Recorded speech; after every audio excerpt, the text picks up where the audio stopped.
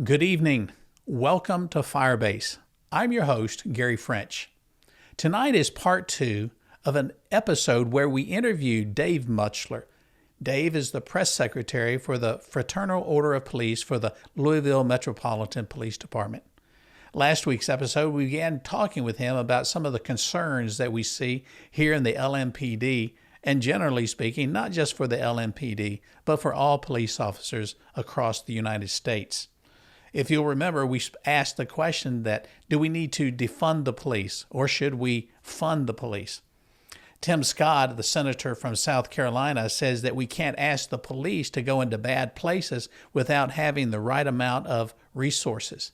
In that article, that I read recently from the Epoch Times, it was saying we can't weaken law enforcement's ability to effectively prevent and fight crime by defunding the police. Tonight's episode, we'll be talking about the need to fund the police and for you as the law-abiding citizen to encourage the police to be a part of the solution, not a part of the problem.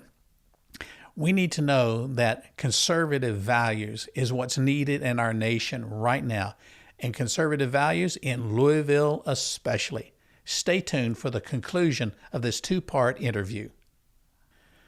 Good evening. We are back with Dave Mutchler, who is the press secretary of the River City Fraternal Order of Police in Louisville, Kentucky.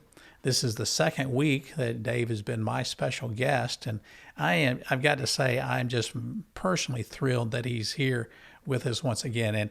And Dave, let me just say, welcome back to Firebase. Thanks. It's great to be here. I appreciate you having me back. Hey, last week we talked about a variety of things, and we ended the show when we were talking about this mass exodus. And I read an article that said police officers are leaving in droves. That was the main headline from police departments, and they're either just retiring early or they're getting out of the large metropolitan areas, or they're ticked off with the politicians, or the pay is not good. I mean, it's a myriad of reasons. What are you finding? Because you told me last week that the Louisville Police Department, the LMPD, is short. What do you think? What are some of the main factors as to why police officers are leaving in droves?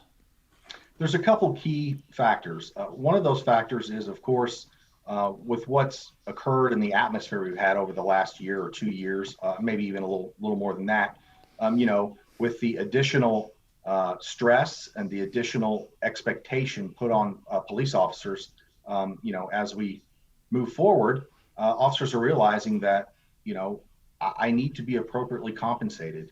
I'm a professional, and this is, it's already an extremely tough job, and they look at the sister cities around Louisville and say, listen, I'm not being appropriately compensated. Yeah, exactly. That goes along with leadership at the command level. Right.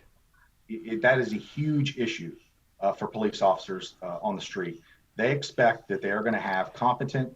Yeah, let me interrupt you. I love this. I really love that, and that the leadership, and it just seems to me that the leadership on the political level and the higher ups within the city of Louisville is missing. Your city has been led over half a century by one party, the Democrat Party, and it seems like that's the party today that is just clamoring to defund the police. That's lunacy to me there, Dave. Well, it is. And here's the thing.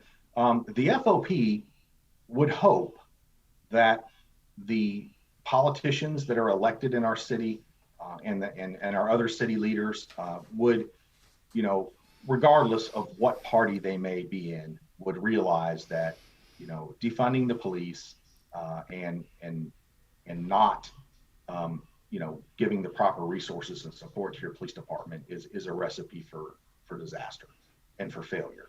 So our goal is to work with whomever we can work with that realizes the importance that we turn this train around before it's too late. Like you said, we have officers leaving at a record pace. We have more expected to leave through retirement. We have, there are job postings every day from other agencies. They know that they can try to attract our police officers away from us. Right. And there are ways to stop that. And of course, one of the ways is to say we have these high expectations of our police officers. We want them to serve the public in this manner, and because we're expecting this, we're going to compensate them appropriately. And our chief even said at one point, right, we should be the highest paid police officers in the state. And of course, we're very far from that right now. But that's probably a true statement based on our work. I have a good friend of mine that is a federal agent and works downtown in Louisville, and he was telling me that starting last summer and in the fall, and with all of the protesters and people coming through, and I've got to say, thank God it wasn't as severe as Portland or Seattle or New York or Chicago or Atlanta. Atlanta was up in flames last summer, Mm-hmm. and wait a minute, the current chief of police was, well, I find that funny that Mayor Fisher would hire a failed chief of police from Atlanta to come to the city of Louisville. But back to my friend, he was saying that downtown Louisville, he couldn't even find a coffee shop that was open. Business fronts were still boarded up. And Louisville was at one time such a pretty city, a great place to be, with the Slugger Museum and we've got the baseball downtown and now the soccer, and you've got Churchill Downs, and we are allowing the degenerate people, the backward thinking, Marxist loving, high tax people to overthrow the common sense people, and that seems to affect the police. If I were a policeman, I'd want to leave too. It's sort of a sad thing, as you mentioned. Louisville for quite some time was really becoming a vibrant, beautiful downtown area. Young Yes. people were wanting to live downtown. Businesses were able to grow downtown, and it's unfortunate that in order to get that back, the public is going to have to feel secure that they can go downtown and be safe. And Yeah. the business owners have to have some sort of assurance that our city is not going to let those that would break the law and damage property and basically kill businesses is not going to let that happen again. And I don't know if we're there. There's only so much that police officers can do. Yeah, Dave, I would say we're not. I'd say the city of Louisville is a long way off. And just to be honest with you here, I think this comes from the current president of the United States. It comes from the current governor of Kentucky. It comes from the current mayor. It's fascinating that everywhere we see left-leaning politicians in office, we see higher crime rates, we see higher taxes, we see gasoline prices going up, we see people moving out of the city. As an example, I spoke to a couple 2 weeks ago that lived in St. Matthews that couldn't wait to get out of St. Matthews because they wanted to go to Indiana. And someone commented to me about living in the communist Commonwealth of Kentucky. That says a lot of the perception of what's going on in the state and in the city. I think it's going to take a while to push it, to turn that around. How can the public, God-fearing, common sense patriots help the city, help the police department? I would say that the best thing that the general public could do to help is to notify the elected officials that serve their area and other city leaders, whether that be religious leaders, whether that be command leadership at police departments, whatever the case might be, to let them know what they expect of the police and what they expect the city to allow the police to do, which is to maintain law and order so that they can, exert their God-given right to enjoy their lives in the city that they live in. That's a great statement. Great statement, Dave. Well, here's the thing. We realize that we're not going to have groups of thousands of law-abiding, police-supporting people out in the middle of the street, chanting, and because these are the people that have jobs, they have children to take care of, they have school to go to.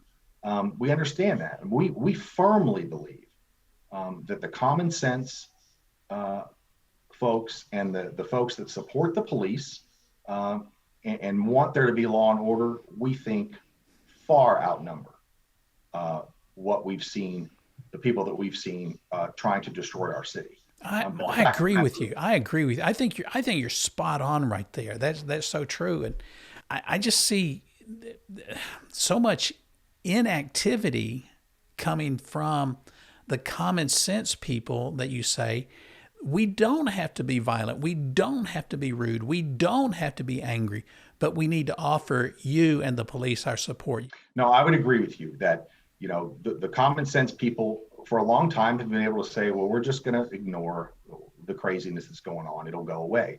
And now it's gone too far, and it's not.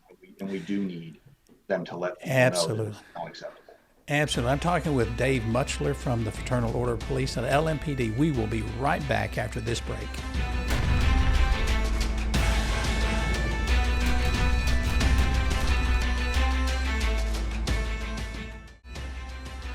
Welcome back to Firebase. This is our final segment of a 2-week interview with Dave Mutchler, the press secretary for the FOP of the Louisville Metropolitan Police Department. Boy, I tell you what, this has been a quick 2 weeks, and we've got a lot of information. Dave, I think we might need to have an hour show and do 2 or 3 weeks of this, because what you're telling me is the kind of information that the public needs to hear. Let me just open the door for you and then allow you to respond any way that you want. There's a rise of critical race theory in the schools. There is an acceptance of Black Lives Matter. Your chief says that there's a real backlash going on in policing, and it seems like this to me sounds like she's throwing the police under the bus. She says there's a reluctance by the Louisville PD, by officers, to self-initiate activity and to be proactive. Well, why should any policeman be proactive in policing when you don't have support from the chief of police or from the mayor? She makes this statement also. She also says that the reason that there's crime and gun crime is because the South, that's her words, is lax on gun laws, and that infers gun safety. A friend of mine says, what? And then she says this, and I'll let you carry on from here. This is just bubbling up in me, Dave. Why does someone need to walk around with an assault rifle in a city park? Why do they need to walk around with assault rifles on city streets? I mean, it's asinine. And my question when I read her interview was, does that happen in Louisville? People walking around with assault rifles? The recollection that I had that only happened last summer when this militia, all in black garbed robes, marched through the streets of Louisville with Mayor Fisher's permission, mind you, to carry assault weapons. Are common everyday people with common sense, people walking through the streets of Louisville with assault rifles, Dave? No, I would say normally not. I would say that there are a lot of law-abiding citizens who take advantage of their constitutional rights and own rifles. But yes, you're correct in the fact that what we basically saw over the last year were untrained groups of protesters coming to our city that don't even live here and carrying, rifles and semi-automatic rifles and AR-15s, whatnot. Right. So, there's really not a whole lot to talk about that. We saw the people that were carrying assault rifles in our city. And normally we don't see that. And normally if someone is seen, even if legally carrying an assault rifle down our streets, folks would call the police and we would go by to make sure everything was okay. Yeah, well, brother, I tell you what, if Louisville ever became like, Portland or Seattle when they had their autonomous zone, and if I had to choose between a radical carrying, even a slingshot or one of LMPD's finest police officers, I know exactly who I'm going to choose. I'm going to go to those of you who are trained. I'm going to seek out you to help protect me, not these leftist loons that are out there. We appreciate that. We'd be more than happy to assist you if we got that far. You know, one of the things that I read in her article, in her interview was, and I printed out, and she says one of the things that need to be changed, and here's her words. And it's like, if you really want, she uses that word like a lot, and I'm thinking like this is some, Valley girl from California. And it's like, if you really want to change the narrative around policing and lower the level of officer-involved shootings, you have to start holding accountable those individuals who have shown that they are predisposed to committing violence, particularly with guns and others. And basically what she's saying is that we got to keep the bad guys off the street, and it's not the good guys, it's not the law-abiding citizens who own weapons legally, it's those crazies who have illegal possessions. And for me, you got to have the judicial system that will keep them in jail instead of, arrest them and release them. Absolutely. A huge majority of the violent criminals that we're able to arrest, it's definitely not their first time, on the merry-go-round. They're recycled, they're given chance after chance, and they're putting the community at risk. They need to be put away, and the door needs to be slammed. There is currently really no deterrent to committing crime, especially in some of these larger metropolitan areas, and it's a shame. Yeah, it is. It has to be that way.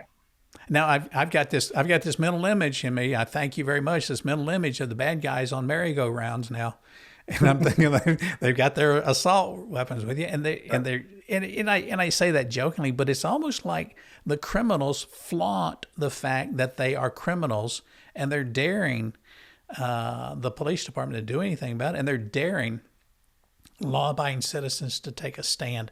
What can we do to help the public say, guys, you've got to support the local police department. You've got to take a stand. You've got to push back in a legal way, in a law-abiding way. And we've got about 4 minutes before we finish this, and I'm going to let you just respond as you see fit. No, I mean, that's one of the things that we have to do. We've discussed in one of the other segments that, it's gone too far now. We can't just say to ourselves, we're going to just wait for that to go away, because that's obviously not going to happen. People are going to have to be more vocal with the politicians that they elect, to be more vocal with the leadership of the police departments in the areas that they live, to let the leadership know what they expect of police officers. And they know the people that would want the chaos and the craziness. They know they're waiting for responses. And one of the things is, one of the reasons people are hesitant to be more vocal, to respond, to support the police, is because when you do that, all of a sudden you're a bad person, or you're a racist, or you get vileness sent your way because you don't see things the way that they see things. Don't you find it ironic, Dave, that the ones who profess being the most tolerant, they say they're tolerant towards all cultures, all people, all persuasions, that they're just seem to be the least tolerant of all, especially in regards to, here's the laws, let's obey the laws. They seem to want to live in anarchy, and I may just be missing it totally right there. No, I think that there is a segment, as I said in an earlier segment, there are some people that don't appreciate or like or support what our country is founded on and what our country is about. And they want to change our country. They don't want to leave because they don't like it. They want to fundamentally change our country.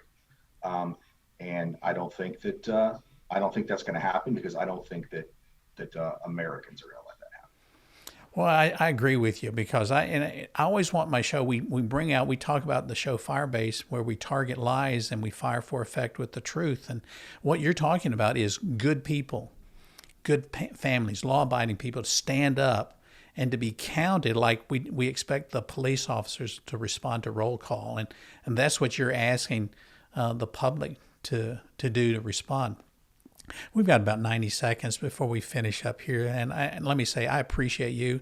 I appreciate so much the men and women of the LMPD. And thank you for helping to keep us. It seems like it's everything stacked against you, but thank you to the men and women that serve and helping to keep our streets safe. Sure. Well, first of all, I'd like to say that we appreciate you having the FOP on the show so that we can, discuss law enforcement as it is today and discuss, what the men and women that protect and serve our community every day need in order to do this job effectively. I would like your fan base to keep the officers, the men and women of the Louisville Metro Police Department in their thoughts. It's a tough job. We just had a long period of civil unrest. We have a lot of scrutiny right now. The DOJ is investigating, and we're fine with that. We know what we do on a daily basis, but we just need the general public and the folks that are watching your show to know that some guys are leaving to go other places. Some gals are leaving to go other places. You've got our support there. I apologize. We are so out of time. Folks, stay tuned. We'll be right back.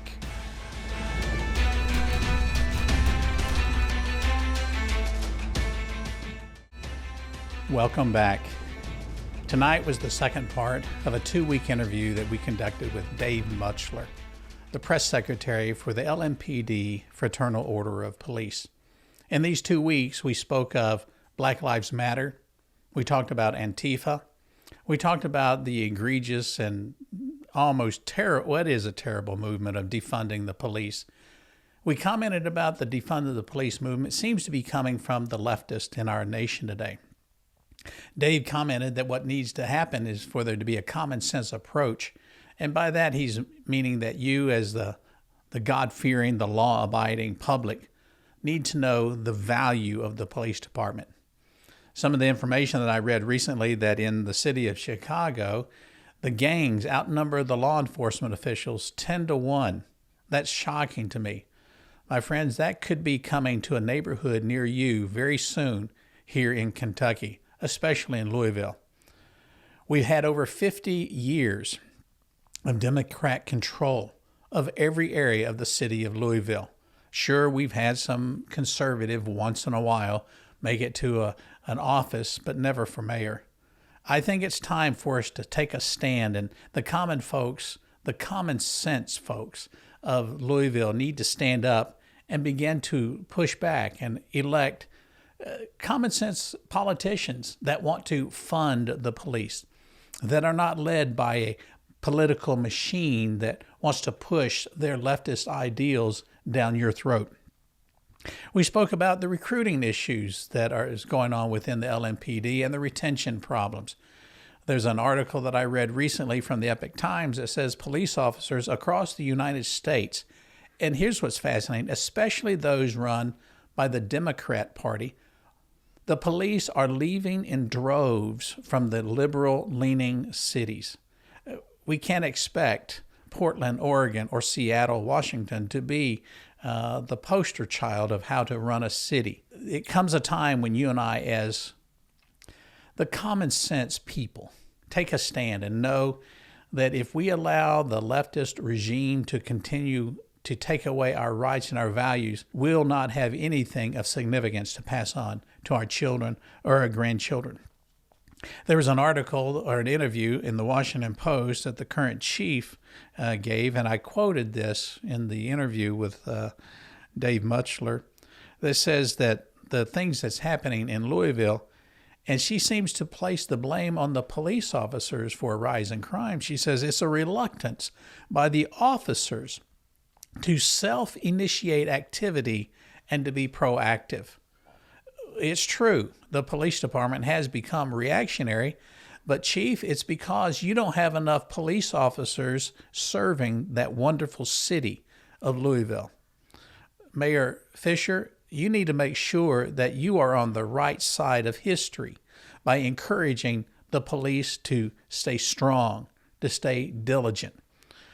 And there was one other thing that she had commented about, is that You've got to start holding accountable those individuals who have shown that they are predisposed to committing violence, particularly with guns and others. Well, her interview is basically saying, when we catch the bad guys, let's keep them locked up. My friends, the issues before us is not that it's law-abiding citizens that are running around with the assault rifles, as she seems to think, or that the Southerners don't understand law-abiding issues. The issue before us is, are you and I going to stand for what we know is right? Are we going to stand for godly values, for the original understanding of our Constitution, to know that we have been given these rights as Americans by God and not by the government? Well, now's the time for you to stand. Dave Mutchler was talking about that. Stand and support your police. Stand and support the common sense approach. There's got to be some change, and it doesn't mean that we have to get rid of what has been proven, what is true. It's our values as God-fearing Americans to stand firm on biblical values. I want to ask you to support this television network, WBNA 21. Support this news program, Firebase. Reach out to the TV station and let them know how much you appreciate what we're doing.